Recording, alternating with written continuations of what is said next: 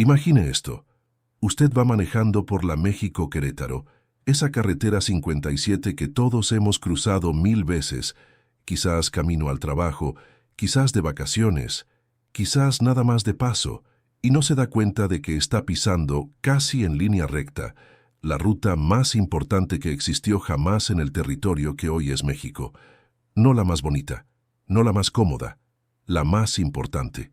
Por ahí, durante casi 300 años, pasó la plata que hizo rico a un imperio. Pasaron los curas, los soldados, los arrieros con sus mulas cargadas, los criminales huyendo, los virreyes en carroza y hasta el cuerpo de un emperador. Y en medio de ese camino, justo donde un río caprichoso decidía crecer o no crecer, había un pueblo que se convirtió, sin proponérselo del todo, en la garganta de todo un país. Ese pueblo se llamaba, y se llama, San Juan del Río. Esta es la historia de cómo un cruce de agua, una aduana de polvo y un puente de piedra terminaron conectando las minas de plata de Zacatecas con la Sierra Gorda, y de paso terminaron forjando el destino de la nación entera. Quédese, porque esto no se lo enseñaron en la primaria. Antes de meternos de lleno, le voy a pedir un favor rápido.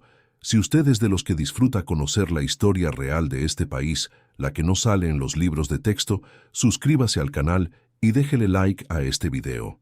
Nos ayuda muchísimo a que más gente como usted, gente que valora sus raíces, encuentre estos relatos. Ahora sí, vámonos al siglo XVI, porque ahí empieza todo. Antes de que existiera España en este continente, ya existía el problema. Un problema de agua, de tierra y de gente que no se llevaba bien entre sí.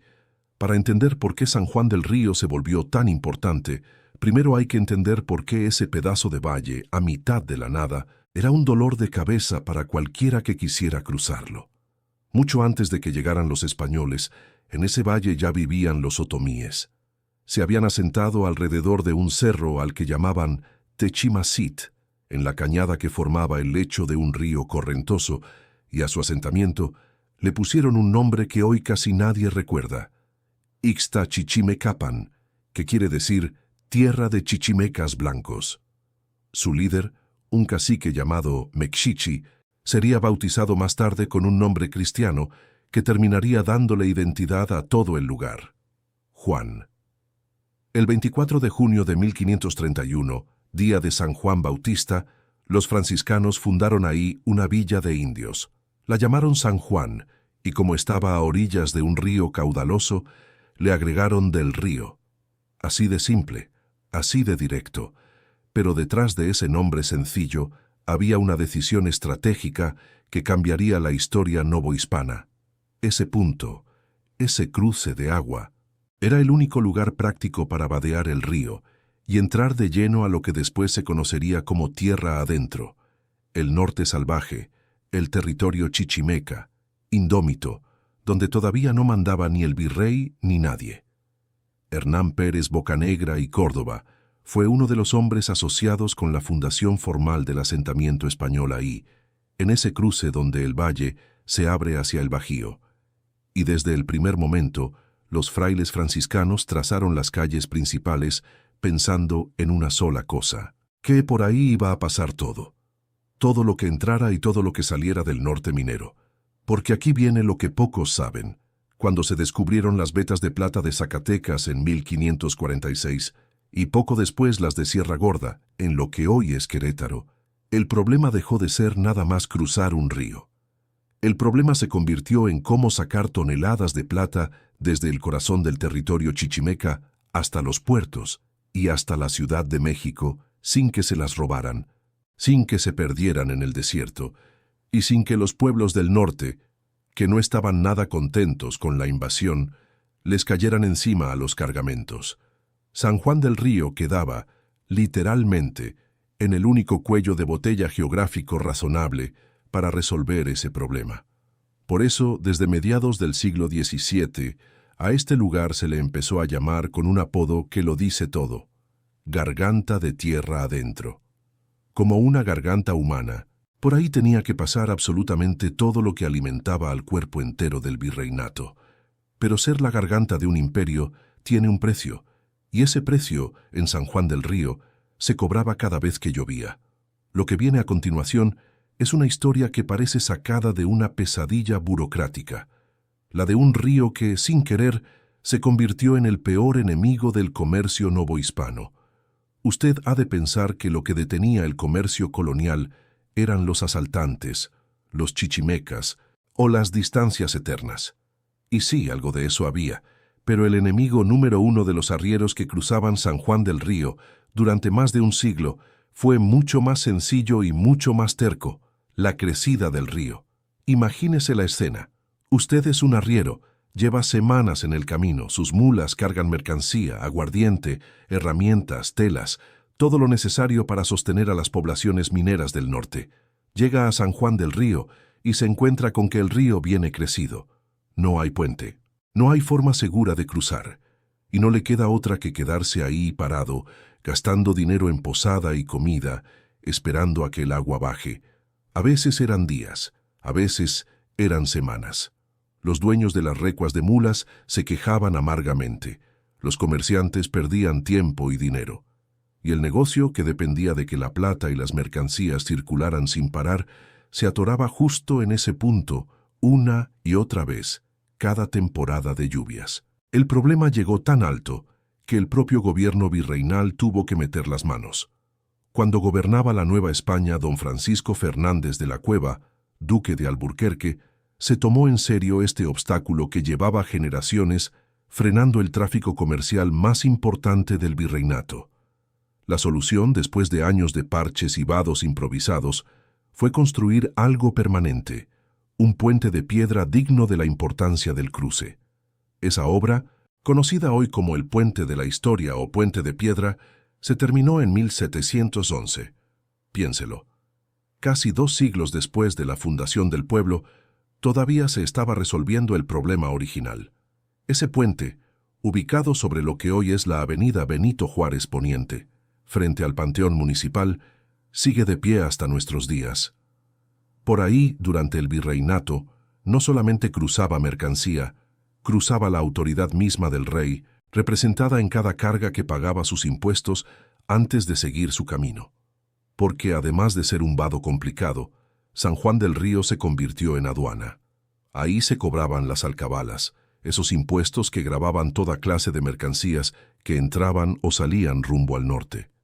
Y entre todo lo que se inspeccionaba con más rigor estaba el aguardiente, una mercancía tan codiciada como vigilada, porque el contrabando de licor era un dolor de cabeza constante para las autoridades coloniales. Imagínese usted la escena completa: filas de carretas y recuas de mulas, polvo, el calor del Bajío, soldados y funcionarios revisando barriles y fardos, mientras al fondo se escucha el rumor del río, decidiendo, con su propio capricho, si dejaba pasar a alguien ese día o no. Pero el agua y los impuestos no eran el único peligro de este camino. Más al norte, en territorio que hoy conocemos como la Sierra Gorda, esperaba algo mucho más temible que cualquier crecida de río. Pueblos enteros dispuestos a defender su tierra con sangre, y minas tan ricas que valía la pena arriesgar la vida por ellas. Hablemos claro, el camino real de tierra adentro no se construyó por amor al paisaje. Se construyó por plata, y específicamente por 2 regiones que escondían fortunas bajo tierra: Zacatecas, al norte lejano, y la Sierra Gorda, mucho más cerca, en lo que hoy es el estado de Querétaro.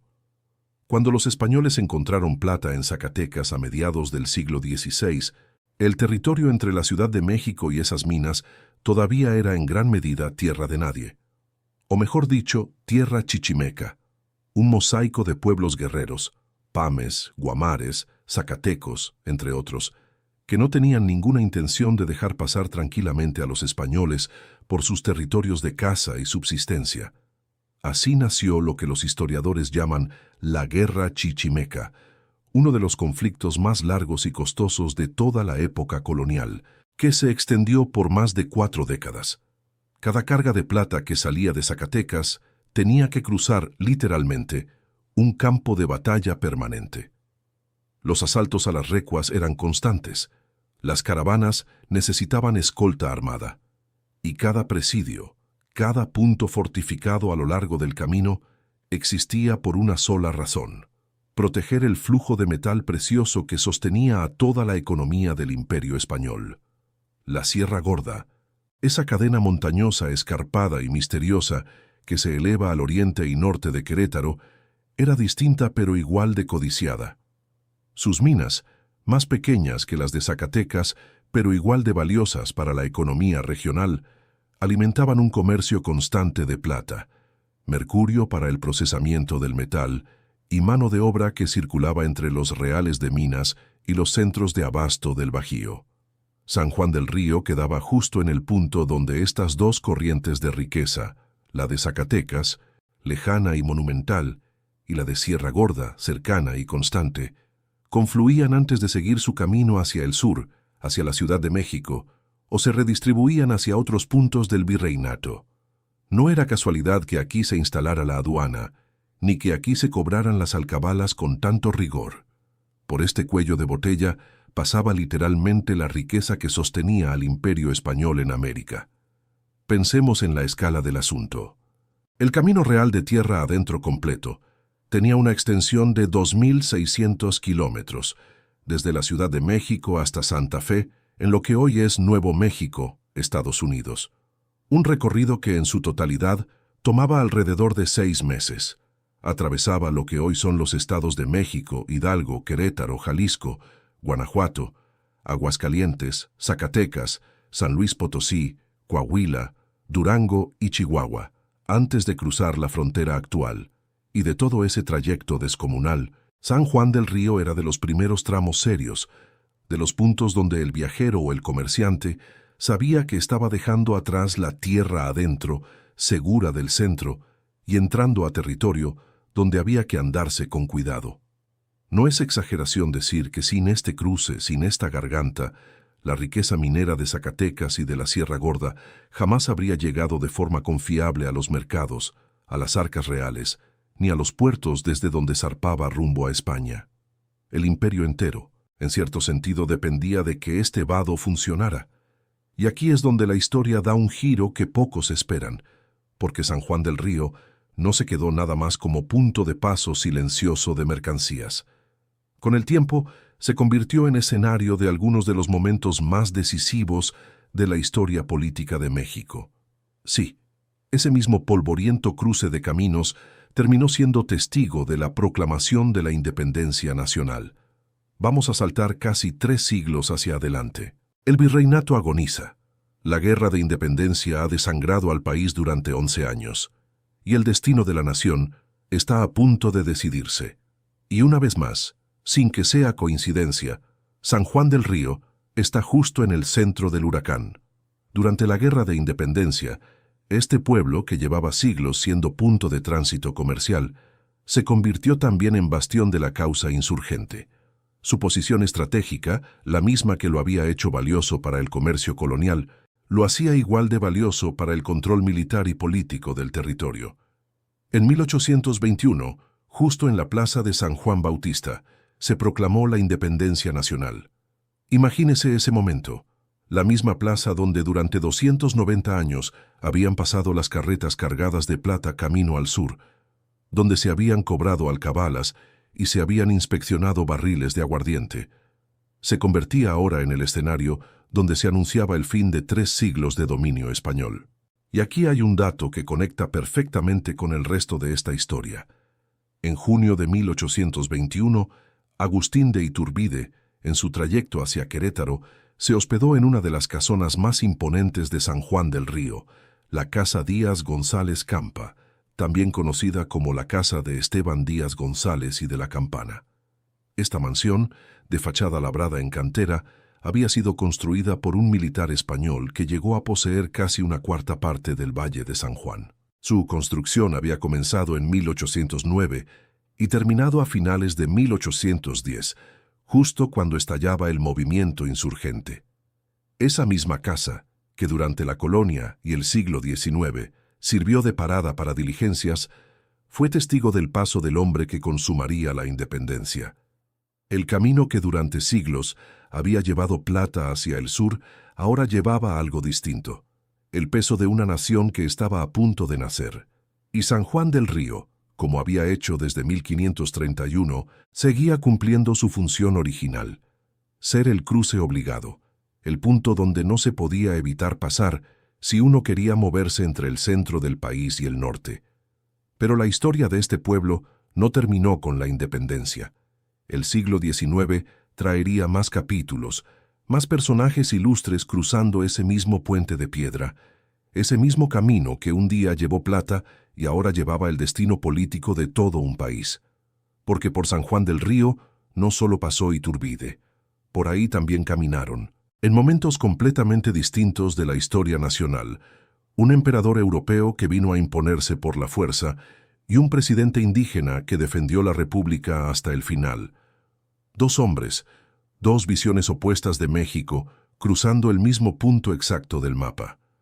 Hay algo casi poético, casi cruel, en que dos enemigos jurados, dos hombres que representaban proyectos de país completamente opuestos, hayan tenido que caminar exactamente por el mismo sendero, sobre las mismas piedras, cruzando el mismo puente. Eso fue lo que pasó en San Juan del Río.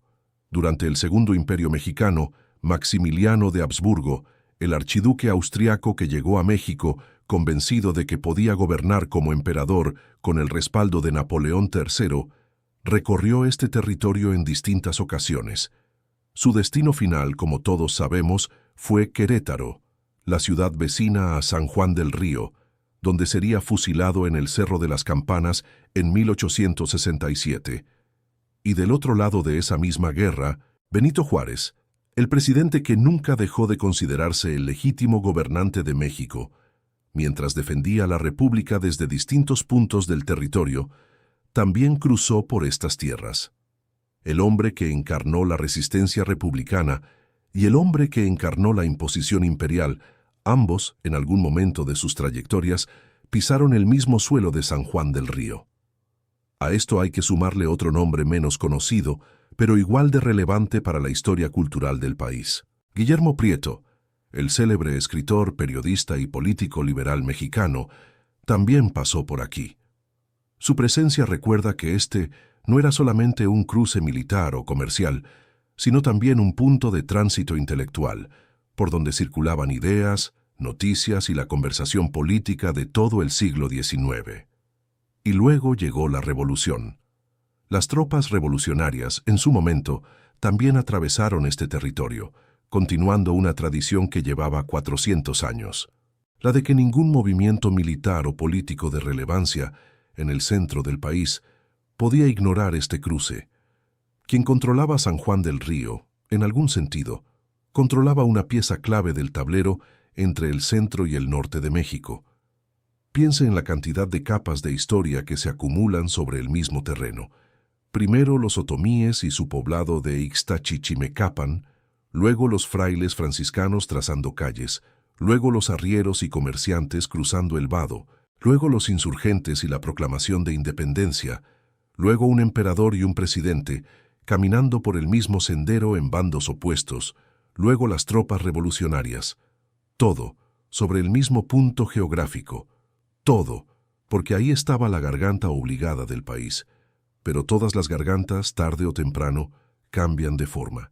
Y lo que vino después, el ferrocarril, las carreteras modernas, la industrialización, transformó a San Juan del Río de una manera que sus fundadores jamás habrían imaginado.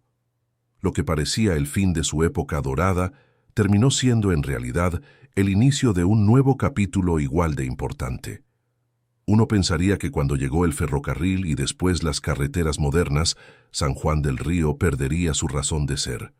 Al fin y al cabo, ¿para qué necesita el mundo moderno un vado de río y una aduana colonial? Pero la historia, una vez más, demostró que la geografía no se equivoca casi nunca. A finales del siglo XIX y principios del XX, el ferrocarril llegó a transformar por completo la lógica del transporte en México. Y aunque uno podría suponer que esto le restaría importancia a un viejo cruce de caminos coloniales, lo que pasó fue exactamente lo contrario. Las vías del tren siguieron casi calcando la misma ruta que durante siglos había marcado el camino real de tierra adentro. La geografía que había hecho de San Juan del Río un cuello de botella obligado para las mulas, hizo de este mismo lugar un punto igual de obligado para los rieles. Décadas después, en octubre de 1958, siendo presidente de México Adolfo Ruiz Cortines, se inauguró la Carretera Federal 57. Esa misma autopista que conecta la Ciudad de México con Piedras Negras, Coahuila, atravesando 9 estados del país. A diferencia del antiguo Camino Real que entraba directamente por la Avenida Juárez, al corazón mismo del pueblo, la nueva carretera sacó el tránsito hacia la periferia. Por primera vez en más de 400 años, el flujo principal de viajeros y mercancías dejó de pasar literalmente por el centro de San Juan del Río. Pero lejos de apagar al pueblo, esto desató una nueva etapa de crecimiento. Meses después de la inauguración de la carretera, en marzo de 1959, abrió sus puertas un restaurante con servicio de 24 horas sobre la nueva ruta. Al año siguiente se instaló una gasera a unos metros de ahí. Así, poco a poco, fueron naciendo las primeras construcciones de una nueva colonia, de un nuevo San Juan del Río que crecía alrededor de la carretera moderna, igual que el pueblo original había crecido alrededor del vado y del puente. En la década de 1980 llegaron nuevas rutas férreas, incluyendo una doble vía electrificada que en 1984 comenzó a funcionar sobre un puente de 274 metros de largo, sostenido por pilas de hasta 72 metros de altura, parte del tramo México-Querétaro. Y al cerrar esa misma década, se estableció el primer parque industrial de San Juan del Río, anticipando una demanda de comercios, viviendas y servicios que no ha dejado de crecer desde entonces hasta nuestros días.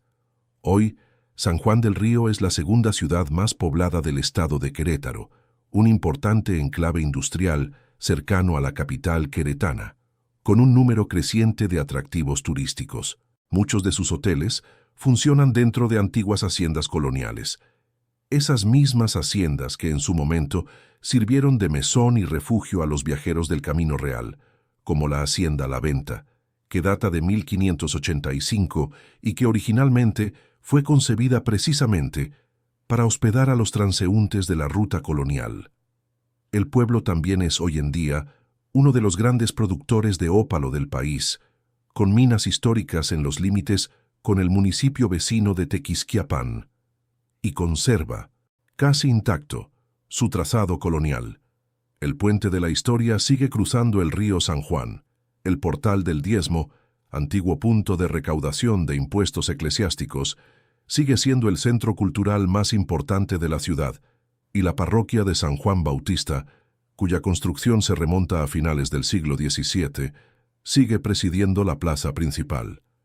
Casi 500 años después de que dos culturas coincidieran en aquel valle, de que los otomíes y los franciscanos se encontraran en el lugar que llamaron Ixtachichimecapan, San Juan del Río refuerza el mismo destino que definió su papel en la historia desde el primer día: estar en la ruta de todo, ser un camino para todos.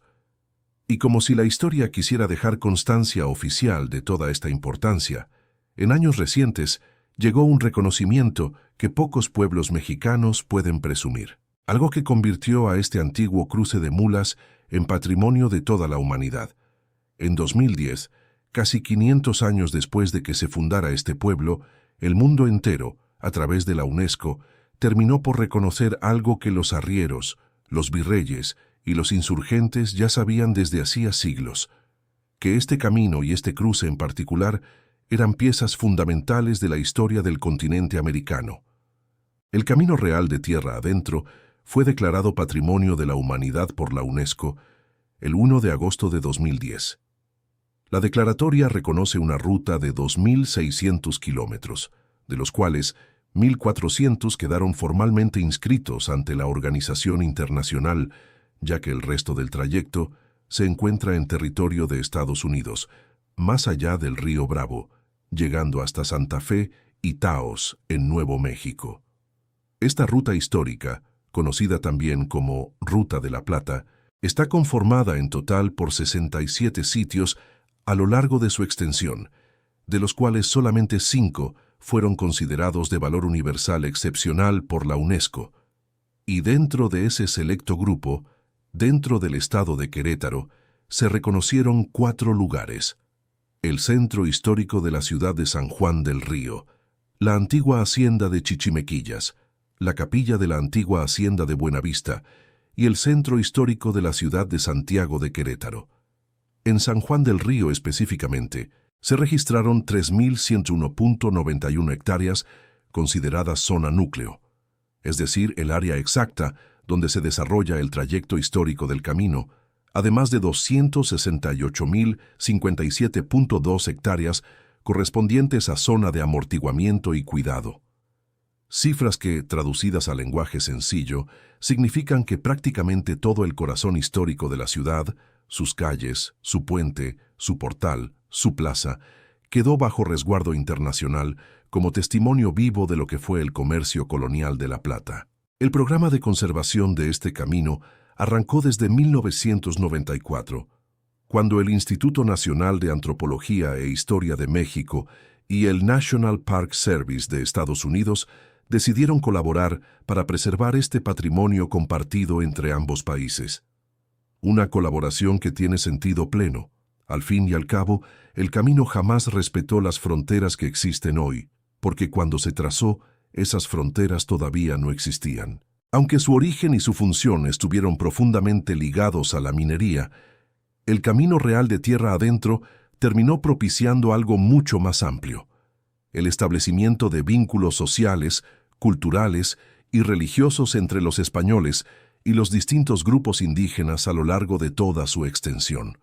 No fue solamente una vía para sacar plata, fue durante 3 siglos la columna vertebral que mantuvo conectado, vivo y en movimiento a todo el norte del país con el centro. Y en medio de toda esa columna vertebral, sosteniendo un punto que ningún viajero podía evitar, siguió estando, terca y constante como siempre, la garganta de San Juan del Río. Llegamos al final de este recorrido, pero antes de cerrar, vale la pena detenerse un momento a pensar en lo que realmente significa todo esto para nosotros, los mexicanos de hoy. Cuando uno maneja hoy por la México 57, rumbo a Querétaro, a San Luis Potosí o más al norte, es fácil pensar que esa carretera siempre estuvo ahí, que es simplemente infraestructura moderna, asfalto y señalamientos. Pero ahora usted ya sabe que está pisando, casi sin desviarse, la misma huella que dejaron los pies de los frailes franciscanos en 1531, las pezuñas de las mulas cargadas de plata zacatecana, las botas de los insurgentes que proclamaron la independencia en 1821, y las ruedas de las diligencias que llevaron a Iturbide, a Maximiliano y a Juárez por el mismo trazo exacto. San Juan del Río nunca fue un pueblo cualquiera. Fue durante casi 5 siglos la garganta por donde tuvo que pasar absolutamente todo lo que sostuvo a este país: la riqueza mineral del norte, las ideas políticas que forjaron la nación, los ejércitos que decidieron su destino, y finalmente el desarrollo industrial que define a buena parte del Bajío en nuestros días. Conocer esta historia no es solamente un dato curioso para presumir en sobremesa. Es entender que este país se construyó, literalmente, camino por camino, cruce por cruce, puente por puente, y que muchas veces los lugares más decisivos de nuestra historia no son los más grandes ni los más famosos, sino los que, como San Juan del Río, supieron estar exactamente en el punto donde el destino tenía que cruzar. Si este recorrido por la historia le voló la cabeza tanto como a mí cuando la investigué, ya sabe lo que sigue. Déjelo en los comentarios. Comparta este video con ese amigo o familiar que también disfruta conocer las raíces verdaderas de México. Y no se vaya sin suscribirse, porque en este canal seguimos desempolvando los rincones de nuestra historia que casi nadie cuenta. Como bien lo resumió alguna vez el cronista de la propia ciudad, Neftalí Sáenz, al hablar de este legado, el antiguo Camino Real no solamente articulaba pueblos, villas, ciudades y economías. Era, sobre todo, el tránsito constante de hombres y mujeres, de mercancías y de tradiciones, el hilo invisible que durante siglos mantuvo unido a todo un país desde su garganta más angosta.